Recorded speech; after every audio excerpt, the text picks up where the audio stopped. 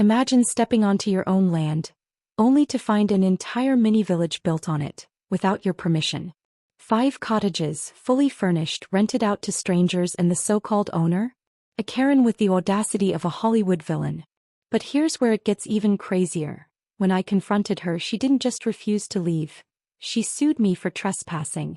Buckle up, because this is a tale of scams, lawsuits, revenge, and the most ridiculous Karen logic you've ever heard. And trust me, you won't believe how it ends. Hello beautiful peoples, before we dive in, let me know, where are you watching this from? Tell us in the comments and subscribe. The morning started like any other. I had finally set aside time to visit my land. A peaceful, empty lot that I had owned for years but rarely visited.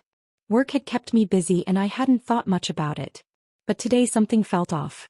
As I pulled up to the property, my jaw nearly hit the steering wheel. There, standing proudly on my land, were 5 brand new, fully furnished cottages. The site was so out of place that I thought I had driven to the wrong location. The land I remembered was supposed to be vacant, untouched, with nothing but grass and trees. But now it looked like someone had opened a cozy little vacation retreat, without my permission. I stepped out of my car, still trying to process what I was seeing. The cottages had little porches with rocking chairs, fairy lights hanging from the roofs, and decorative welcome signs. It was like something out of a travel brochure. That's when I noticed a group of people standing near one of the cabins, chatting excitedly. A woman in a business suit, clearly a real estate agent, was giving a tour to what seemed like potential renters. Before I could even wrap my head around what was happening, the agent turned to me and waved. "Oh great. You must be the handyman. The sink in Cottage 3 is leaking. Can you fix it before the next guests arrive?" I blinked. Handyman? I was the owner of this land. Playing along, I walked closer and casually asked about the cottages. The agent, completely unaware of the insane reality of the situation, started talking about how these rentals had been a hit ever since they launched. "Karen really knows what she's doing," she added with a smile. "Her business model is genius." Karen? Of course. Before I could demand an explanation, a woman strutted out from one of the cottages, holding an iced coffee in one hand and a clipboard in the other. She was the human embodiment of entitlement. Oversized sunglasses, perfectly manicured nails, and an expression that screamed, "I own everything I touch." This was Karen. She took one look at me and sighed like she was already exhausted by my presence. "Can I help you?" she asked in the same tone you'd use for a telemarketer who called during dinner. I crossed my arms. "Yeah. I was just wondering why there are 5 cottages on my land." For a split second, a flicker of panic crossed her face, but then, without missing a beat, she laughed.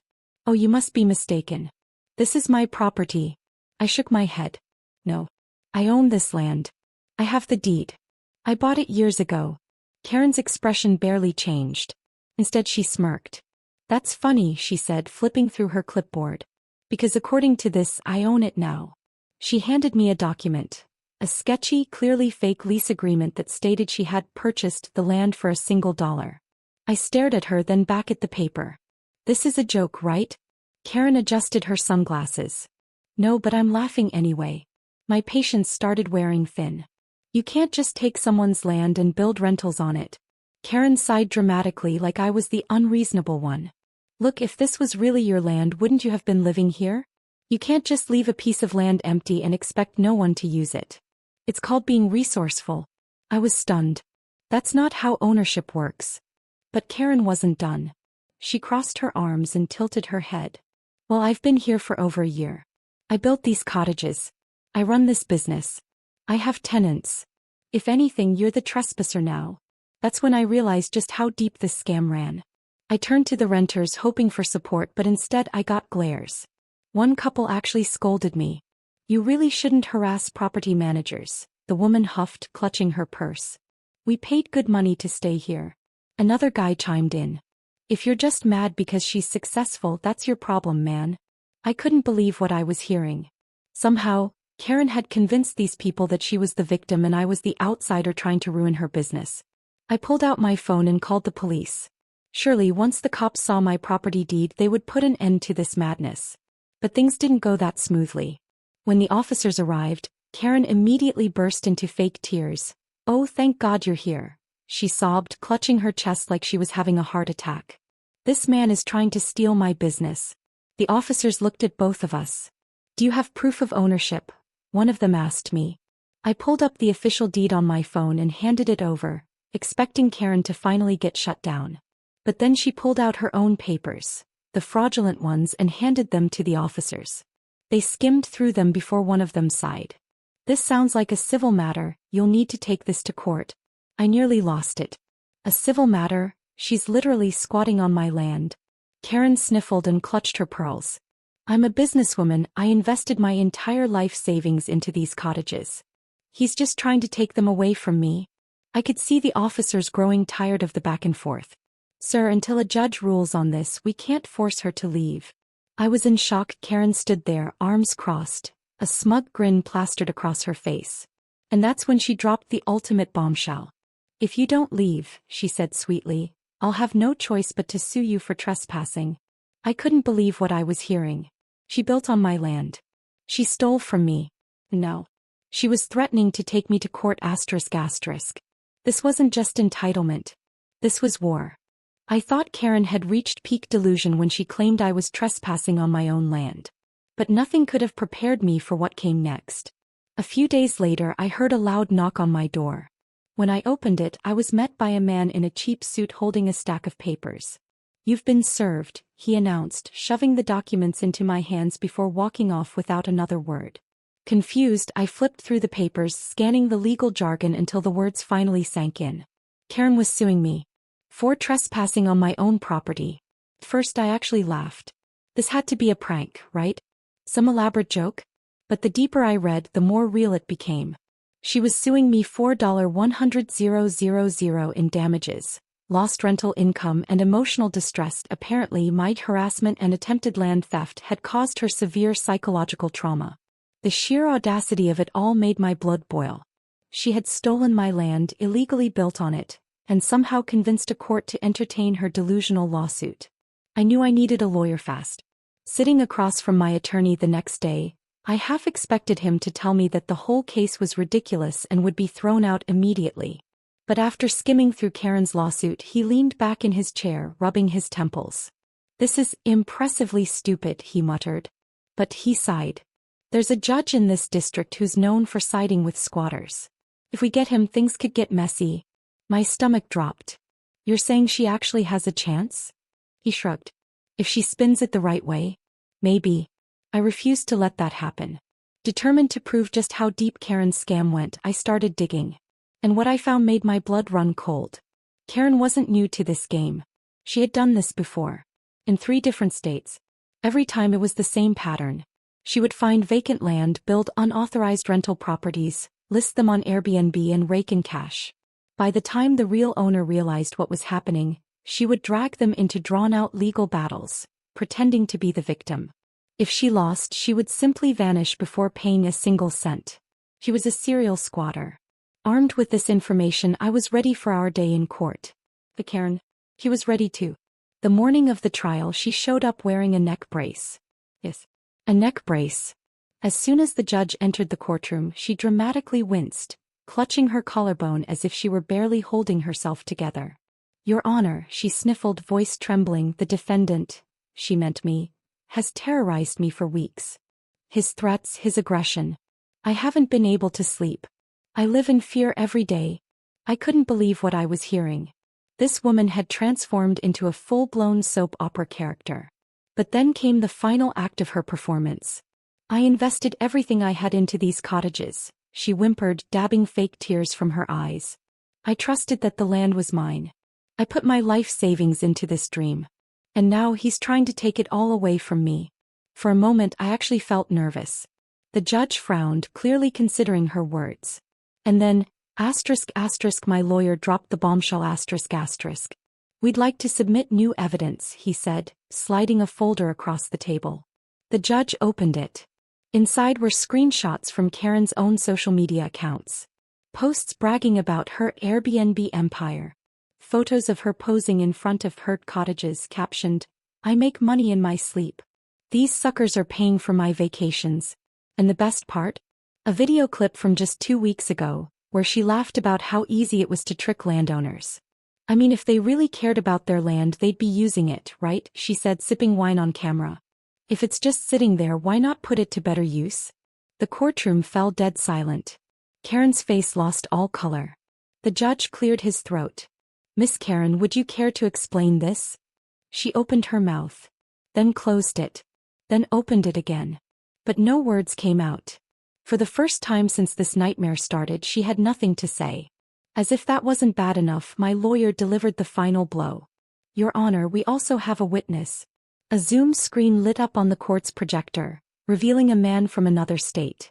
Hello, Your Honor, he began. My name is Mark, and Karen ran this exact same scam on my property last year. Karen sank into her chair. The case unraveled in a matter of minutes. The judge didn't just dismiss Karen's lawsuit. He ruled in my favor. Karen was officially ordered to vacate my land immediately and pay me for damages, legal fees, and back rent. But there was just one problem. By the time we left the courtroom, Karen had disappeared. No one could find her. She vanished before paying a single cent. But I wasn't done with her. Not by a long shot. I wasn't about to let Karen get away with this. Not after she had stolen my land, run a business on it, and tried to sue me for trespassing. She might have slipped away before paying a dime, but I had a feeling she wasn't done scheming. And I was right. A few weeks after the trial, I got a tip from an unexpected source. One of Karen's former renters. The guy had booked a stay at my cottages before I even knew they existed, and after the lawsuit went viral, he reached out with some interesting news. She's still renting them out, he said over the phone. I nearly dropped my coffee. What? Yeah, man. I was scrolling through Airbnb and guess what? The cottages are still listed under Karen's Cozy Getaways. Different name, but same pictures, same location. Karen was still making money off my property. I immediately went to Airbnb and found the listing. She had changed the name to Rustic Haven Retreats and tweaked a few descriptions, but the cottages?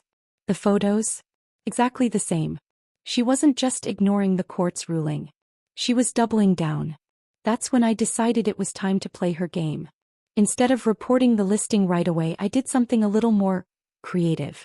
I reached out to book a stay. Using a fake name and a burner email, I reserved all 5 cottages for an upcoming weekend. I even made up a backstory about planning a luxury retreat for high-profile clients. Karen, of course, jumped at the opportunity. Excited to host you, she messaged. You're going to love this place. Oh, I knew I would. But what Karen didn't know was that I wasn't coming alone. On the day of the retreat, I pulled up to my land, but this time I wasn't alone. I brought the cops, a news crew, and an eviction team. Karen was standing outside, clipboard in hand, probably preparing to give a tour to her latest round of guests.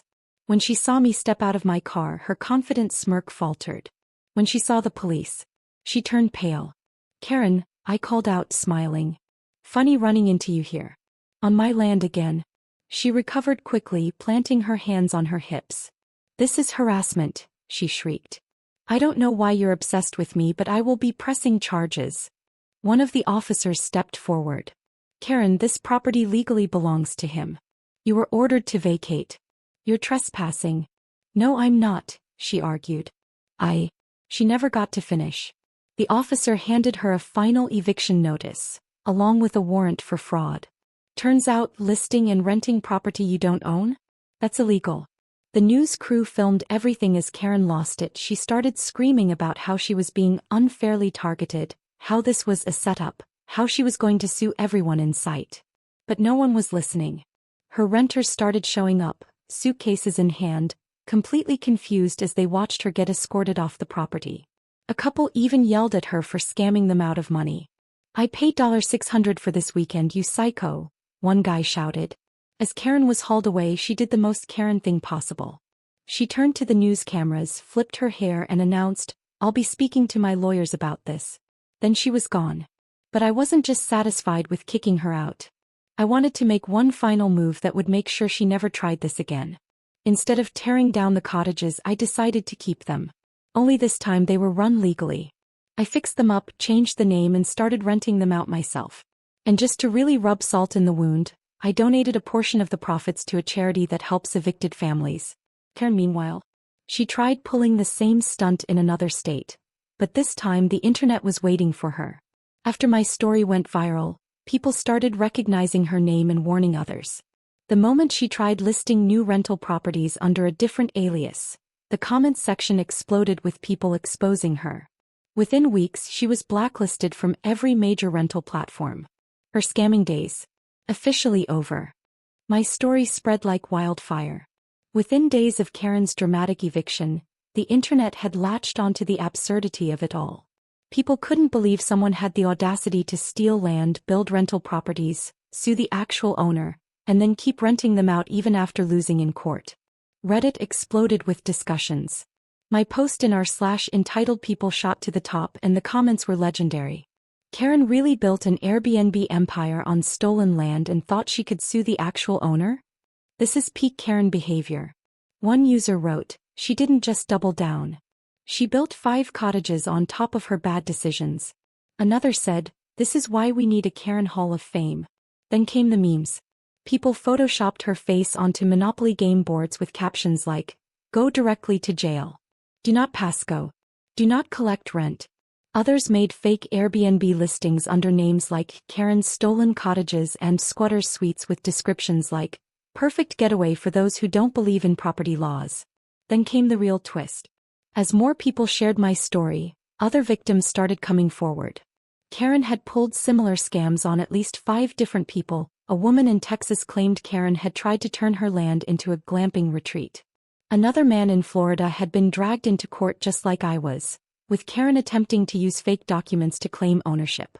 One guy in Oregon revealed that he had to legally adopt a stray cat just to prove he was the real resident of his own home after Karen tried to convince authorities she lived there instead. With all this new evidence piling up, Karen's legal troubles didn't end with my case. Authorities started digging deeper, and soon she was facing actual criminal charges for fraud, squatting, and running illegal rental businesses.